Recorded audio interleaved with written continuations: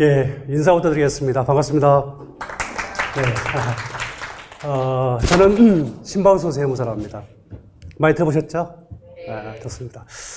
요즘 이제 강의가 다 없어졌는데, 부산에서는 또 요청해가지고, 바쁜 일정은 아니지만, 네, 달려왔습니다.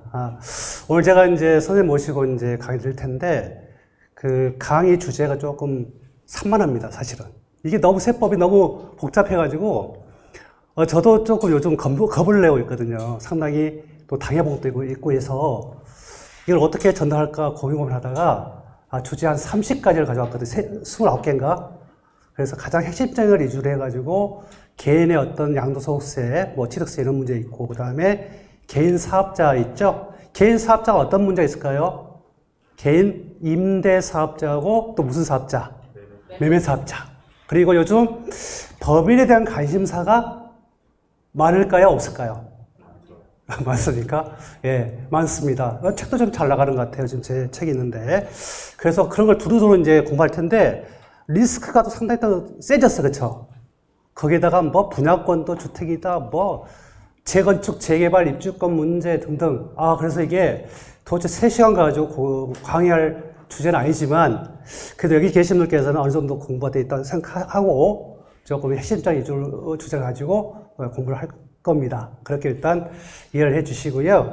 50분 강의를 한 뒤에 10분 쉬고, 한 3시간 정도 강의 들을 겁니다. 네, 부족한 것들은 책을 통해서 조금 공부해 주시고, 앞으로 좀 기회가 있으니까요. 참, 그리고 어제 2021년 또 세법 개정안이 나왔거든요. 아시나요? 모르시죠?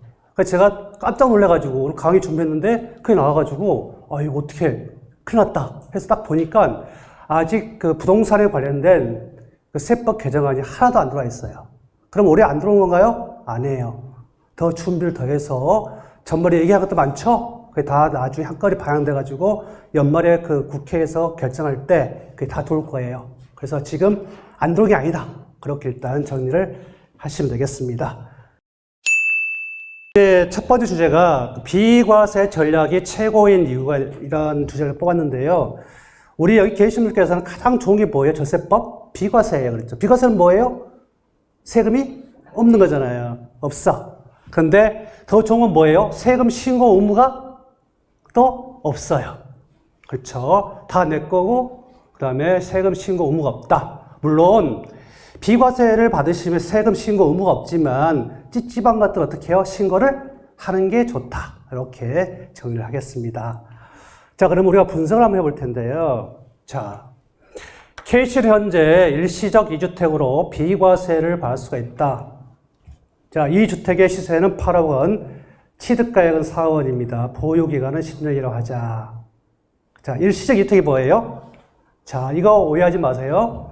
일시적 2주택은 이제 집을 하나 갖고 있는데 부득이한 사유에서 집을 2채 갖고 있는 경우예요. 그렇죠. 주로 어떤 경우? 이사 갈 때. 자, 그러면은 여기에서 이제 어떤 특혜들이 있겠죠. 특례가. 어떤 특례? 취득세를 깎아준다든지 처분했을 때 양도세를 깎아준다든지 이런 어떤 특례가 있겠죠. 자, 그러면 선생님, 일시적 2주택에서 어떤 주택에 대한 특례가 있는 거예요? 우리 양도소득세 같은 경우는 종전주택이에요? 신규주택이에요? 정전이죠. 신규주택, 나중에 산 주택을 먼저 팔면은 어떻게 돼요? 과세가 되고, 과세 종류는 일반 과세하고 무슨 과세? 중과세. 중과세는 어느 지역에 적용된다? 조정대상 지역. 조정대상 지역은 어디서 확인해요? 대한민국 전자간보. 인터넷 검색하면 바로 나옵니다. 거기를 통해서 확인하셔야 돼. 책 같은 거 보시면 안 됩니다. 업데이트 안 돼가지고. 자, 그래서 이 문제를 따지고 있는데, 자, 보시겠습니다. 비과세 받을 때하고 일반 과세 받을 때하고 중과세를 받았을 때 세금 계산법 다 아시죠? 그렇죠? 비과세 보시면은 어떻습니까? 세금이 하나 없어. 다 내 거야. 중과세 보실게요. 보시면 어떻습니까? 세금이 많죠? 얼마입니까? 2억 3천만 원. 어떻게 해서 이렇게 나왔죠? 보시면은 중과세 걸리게 되면은 이 장기 보유 공제가 적용이 하나도 안 되는 거예요. 토지는 해주죠? 근데 토지도 앞으로 이제 개정세법 통해서 아마 공제 혜택이 없어질 것 같아요. 내년부터는. 아직 확정된 건 아닙니다. 그리고 세율이 어떻습니까? 인상이 되는 거죠. 보시면은 지금 2주택 중과세율은 몇 %예요? 기본세율 이게 45에다가 플러스 얼마? 20%. 3주택 중과세는 몇 %? 플러스 30. 그럼 6에서 45가 기본세율인데 30을 더하게 되면 얼마가 되죠? 36에서 75. 거기다 주민세가 있죠. 지방소득세 10%를 더 더해야 돼. 곱해서 얼마예요? 그러면 최고 82.5%. 그러니까 이 중과세 걸리게 되면 손해를 볼 수밖에 없어요. 비과세 받으면 8억이 남는데 우리 중과세 걸리게 되면 5억 6천만 원밖에 안 나와요.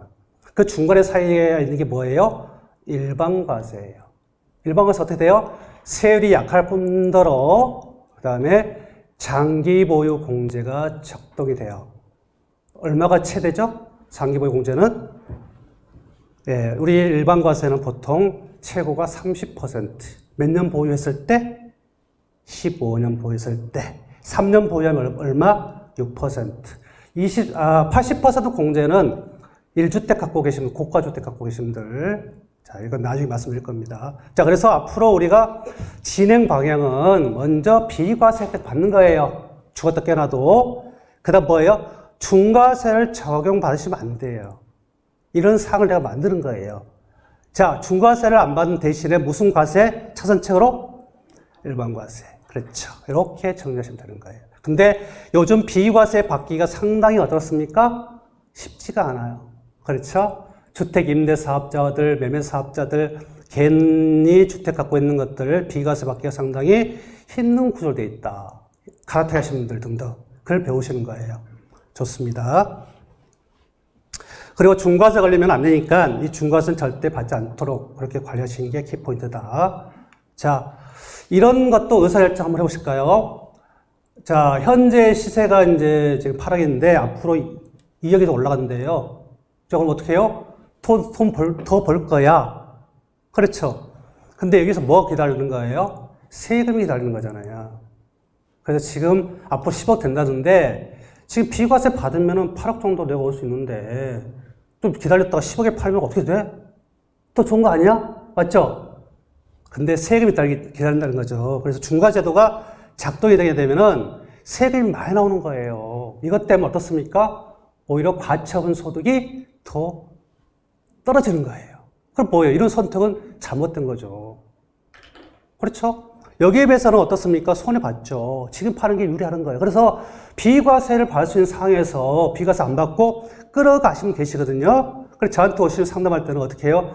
비과세가 주어지면 받고 가셔라. 이렇게 상담을 하죠. 그래서 이런 경우에는 이렇게 받는 게 유리하고요. 어떤 경우에서는 일반과세가 적용될 때는 어떻습니까? 이때 세금이 발생하기 때문에 그렇게 해도 세금 수익률이 그렇게 높지가 않습니다.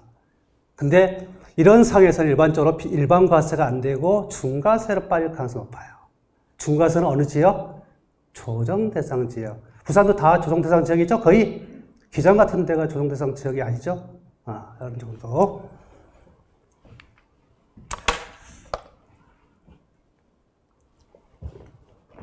자, 일단 제가 이제 서두를 말씀드린 거고요. 지금부터는 각계 이제 강론인데, 자, 이게 제가 2021년도에 가장 세무 리스크가 큰 것들이 있잖아요. 몇 개가 있는데, 이 보유기간 기산일 있죠. 최종 1주택 들어보셨어요? 네.